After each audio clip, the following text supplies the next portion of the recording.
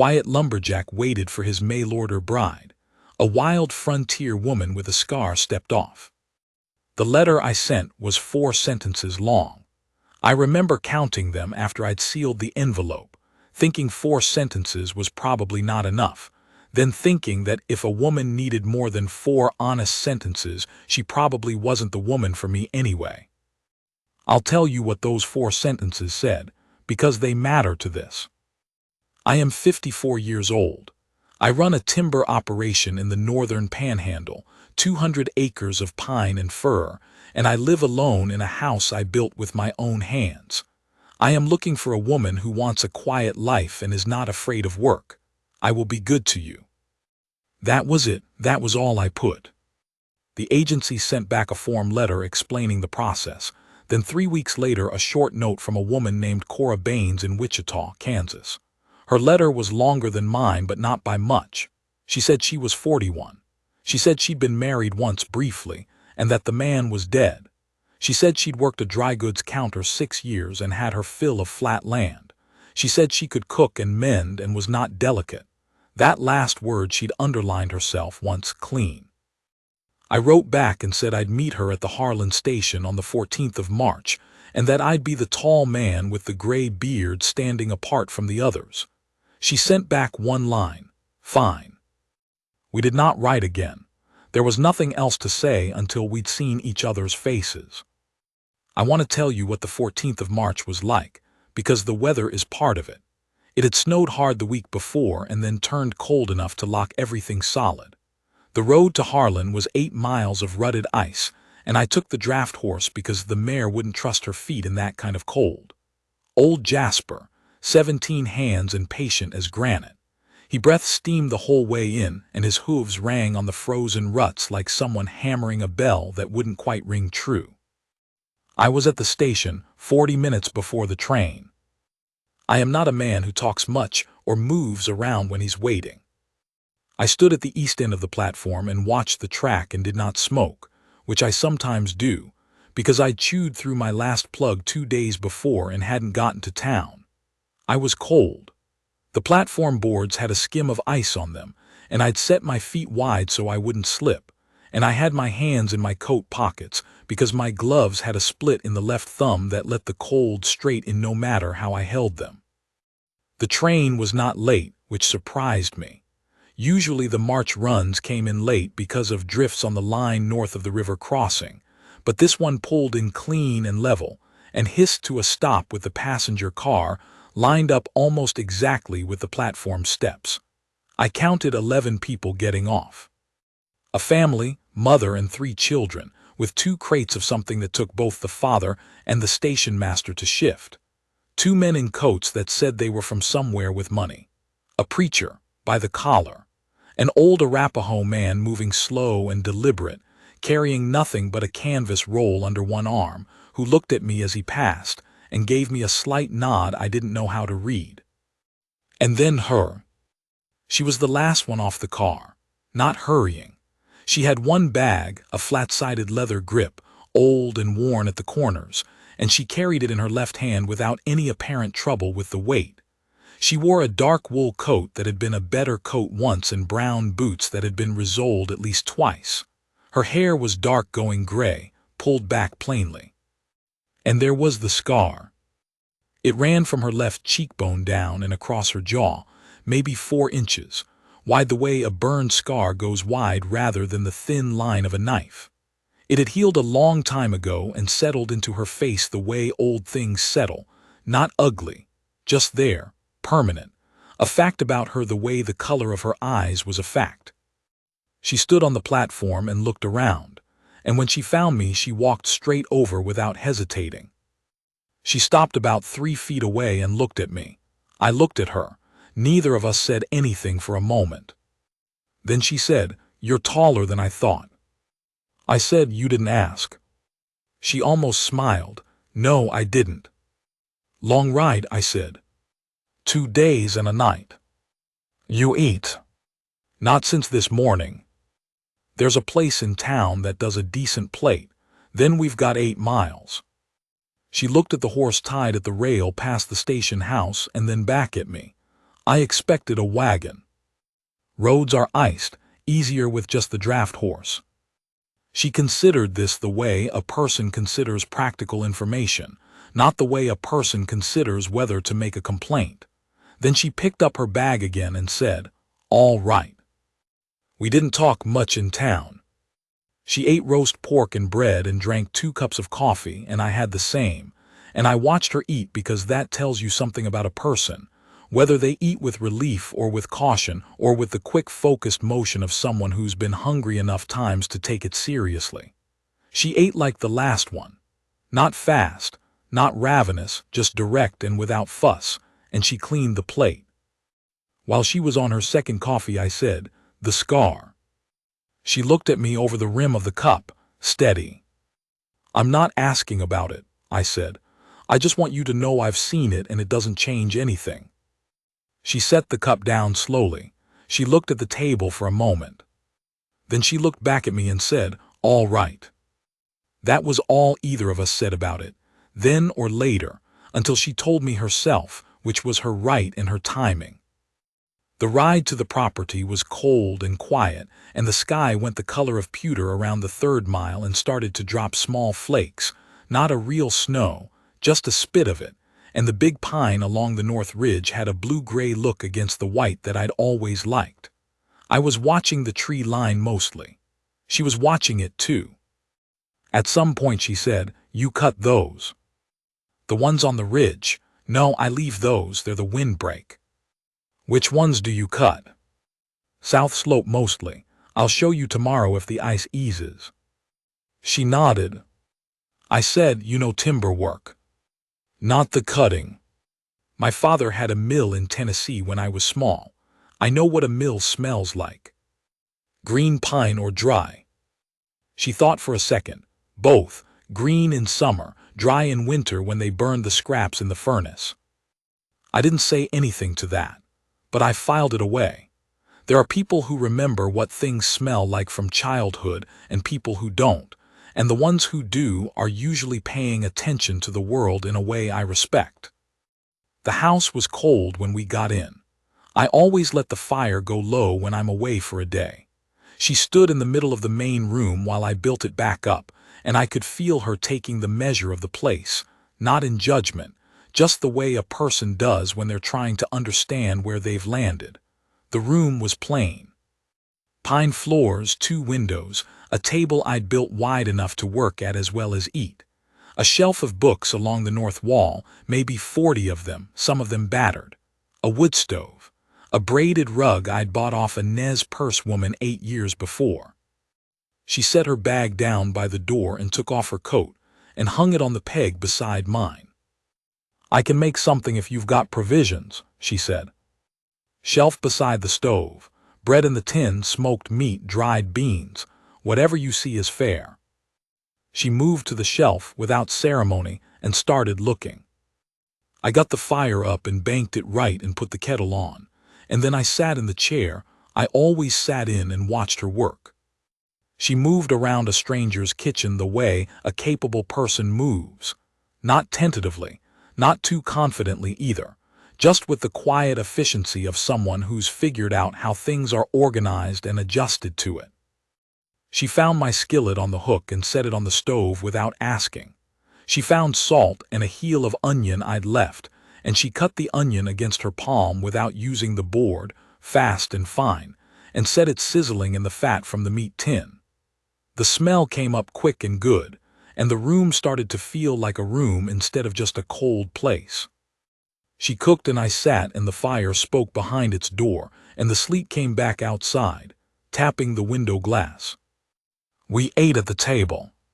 She'd made hash, simple, nothing fancy, but it was seasoned right and hot all the way through. I ate 2 plates. After, she washed up without being asked, and I dried and put away, and we stood at the counter for a moment when it was done. Not awkwardly, just with the particular quiet of 2 people who have been working alongside each other. I showed her the bedroom I'd prepared, the back room, smaller, with a window that faced east and caught the morning light first. I'd put clean linen on the bed 2 days before, and a quilt my mother had made that I'd kept in the chest for years without using. She stood in the doorway and looked at the room. "This is yours," she said. It wasn't a question exactly. "Was," I said. "I moved my things to the front room this week." She was quiet a moment, then she said, "You didn't have to do that." "I know." She looked at the quilt. "That's old." "My mother's." She nodded once and didn't say anything more about it, which was the right thing.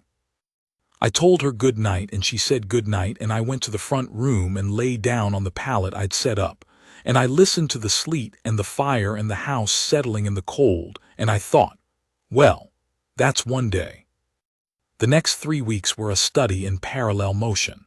2 people in a house, each with their own weight and their own way of moving through a morning, learning to orbit each other without collision. She was up before me, which I hadn't expected. The first morning I came out and she'd already boiled coffee and was sitting at the table with one of my books open. Not reading exactly, looking at the page the way you look at something you're deciding whether to trust. "You read," I said. "Slowly," she said. "Take whatever you want from the shelf." She looked up. "You've got a Bible and you've got Darwin and you've got what looks like a surveyor's manual from 1861. Who are you?" I poured coffee. "A man who reads what comes to hand." She almost smiled again. She had a way of almost smiling that I came to understand was actually a full smile for her. That slight shift at the corner of her mouth was the whole thing, not a partial version. Those 3 weeks, she took over the cooking without negotiation, which was a relief because I am a plain and unimaginative cook, and she was neither. She learned where I kept things and adapted to the system without trying to change it, except for one shelf she reorganized in a way that made better sense than mine had, and I was fair enough to say so. She walked the south slope with me on the 4th day when the ice had eased off, and I showed her the timber operation, the marked trees, the cutting line, the skid road I'd built the previous fall. She asked good questions.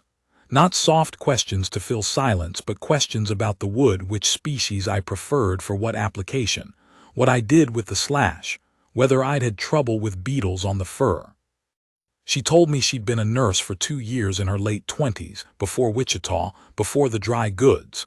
She told me the man she'd married was not a bad man, but not a present one, gone long stretches. No explanation, until one stretch he didn't come back. She said this plainly, without particular bitterness, as a fact that had shaped her without ruining her. She said she didn't know for certain if he was dead or just gone for good, and that after 7 years of neither word nor body, she'd stopped needing to know. I told her about my life in pieces, the way I tell things, not in one long telling, but in the margins of other conversations. I told her I'd had a partner in the timber business for the first 6 years, a man named Ed Harrow who was my closest friend, and that Ed had died of a chest sickness 4 winters back. That since Ed I'd run the operation alone. That it was too much for one man, not the work exactly, but the weight of all the decisions with nobody to say them out loud to. I hadn't said that to anyone. I don't know why I said it to her. She listened without trying to fix it.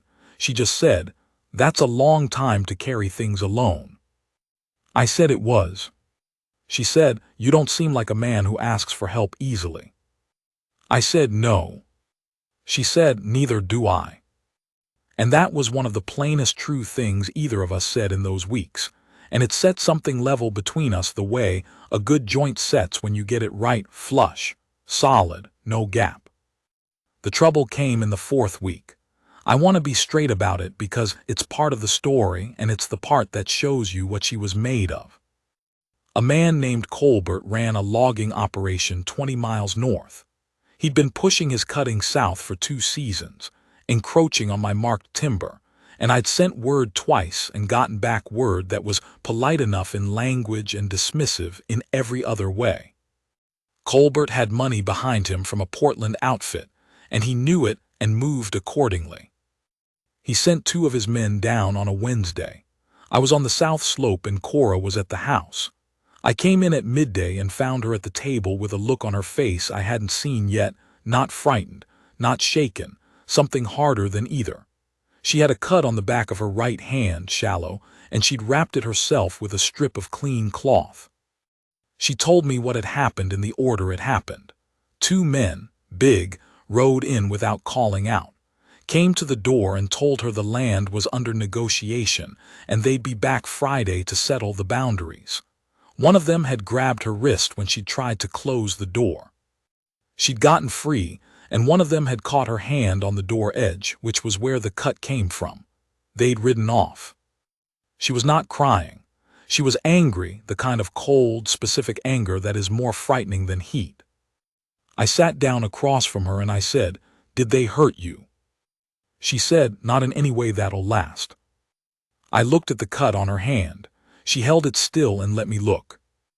I said, "I'll go to Harlan tomorrow and talk to the county assessor and get the survey records pulled. I'm going to do this right, through the law, and Colbert is going to find out that the Portland money doesn't reach this far." She looked at me. "You think that'll work?" "I think it's the right way, and if it doesn't work, I'll handle the other way after." She was quiet. Then she said, "All right." I said, "I'm sorry this happened in my house." She said, "It happened in my house too." That stopped me.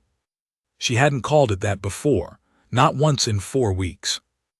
I didn't say anything right away. I looked at the table. Then I looked at her, and she was looking at me with an expression I couldn't fully read, but that had something settled in it, something decided. "Yes," I said, "it did." I went to Harlan the next morning before light. I pulled the survey records and sat in the assessor's office for 3 hours going through them, and the line was clear. My south corner had been properly filed in 1879, and Colbert's operation was 1,800 feet over it. I got a certified copy. I rode to the land agent and put the encroachment on record. I rode to the sheriff and filed a complaint about the 2 men. The sheriff was not a strong man, but he was a legal man, and the filed complaint made him uncomfortable enough to send word to Colbert that day. I got home after dark.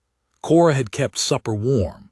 She put the plate in front of me and sat across while I ate, and I told her what I'd done, step by step, and she listened and asked 1 or 2 questions that showed she'd understood what mattered. When I'd finished eating, she said, "Do you think he'll push it further?" "He might, but he'll be pushing it into the law now, not into empty space." She thought about that, and if he does, then we deal with it. I'd said we without planning to. She heard it. I could tell by the way she didn't react to it, the way you don't react to something that has just confirmed something you already believed. Colbert didn't push it further, as it turned out. He had other concerns, a dispute with the Portland outfit over cutting rights further north that I only heard about secondhand, and whatever it was settled his interest in my south slope for good. His men didn't come back. But that's not what I want to tell you about. What I want to tell you about is a night about 2 weeks after, when the weather broke and we had the first real warmth of early spring come through overnight, and I woke up at 4 in the morning to the smell of pine resin coming through the window I'd cracked. That particular smell, new warmth on cold wood, that is the cleanest smell I know. I got up and went to the main room and found Cora already there at the table, with the lamp turned low. She had her hands wrapped around a cup, and she was looking at the dark window. I sat down across from her without saying anything. She said, "I smelled the pines wake up." So did I. We sat in the quiet for a while. Outside, the first birds had started in the trees, nothing elaborate, just a single bird testing, then quiet, then another. She said, "I want to tell you about the scar." I waited. She told me. I'm not going to tell you here, because it was hers to tell me and it stays between us. What I'll say is that it happened when she was 26, and it was not her fault, and the man who caused it was no longer alive, and she had carried it on her face for 15 years as something that made most men look away or look too hard, either one. When she'd finished, I didn't say anything sympathetic and I didn't say anything useless. I said, "You've been carrying that a long time." She said, "You were going to find out." I would have been glad to wait.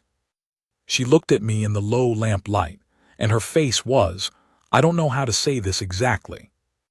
It was the face of a woman who has been prepared to be looked at a certain way and was not being looked at that way. There was something in it that was almost unsteady, not distress, but the opposite of armor. She put her hand on the table between us. I put mine over it. Her hand was warm from the cup and she didn't pull away. We sat like that for a while, with the lamp between us and the smell of spring pine coming through the window and the bird trying again in the tree line, and I thought, this is what I asked for, 4 sentences, and this is what came back. The question of the marriage license came up in the practical way it had to. We'd been living as near to a married arrangement as 2 careful people could manage without the paper, and one morning in late April she said, plain as anything, "I think we ought to go to town." I said, "For what?" She looked at me over the coffee. I said, "Right, yes, we should." We went in on a Tuesday. Judge Marlowe in Harlan was 60-something and had done 100 of these, and he read the words without ceremony, and we said what needed to be said, and that was the whole of it. She signed her name in a neat, deliberate hand, unhurried. I signed mine next to it. Outside the courthouse there was still snow on the north faces of the roof lines, the last of it, and the Main Street mud was drying out in the April warmth. She took my arm as we walked back to where Jasper was tied, and she held it the way a person holds something they mean to keep. I covered her hand with mine. She didn't look up at me. She didn't need to. We just walked. I'm telling this from maybe 5 years on, or near enough. The timber operation is bigger now. I brought on 2 men and a skid horse last spring, and the south slope is running clean, and the house has a back room added on that she designed and I built, with a window she wanted facing south for the light. She grows things in boxes along the sill in winter. I don't know the names of most of them. I know the smell. She still reads slowly. She went through all 40 of my books and replaced 3 of them at the Harlan Dry Goods with better copies, and told me flat that I'd been holding onto damaged goods, which was fair. The scar has nothing to do with anything. I say that in case you thought it would come to mean something different. It's her face. It's the face I know best in the world now. There's a thing that happens in the evening sometimes when we've been working separate all day, her in the kitchen garden, me in the timber, and I come in and she's at the stove, and the room is warm and smells like food, and she hears me come in and she turns to look. Not with relief, not with need, just with recognition. The look a person gives when they see something that belongs in the room they're standing in. I spent a long time not knowing what that felt like. 4 sentences, and then her stepping off that train, bag in her left hand, scar on her jaw, not a soft thing in her presentation, looking at me like she was deciding something she had the right to decide. I still think about that first look she gave me on the platform, like she was reading those 4 sentences a second time, checking them against the man standing in front of her. She told me once later what she'd thought in that moment. She said he looked honest. That was all, just that. "I'll take it,"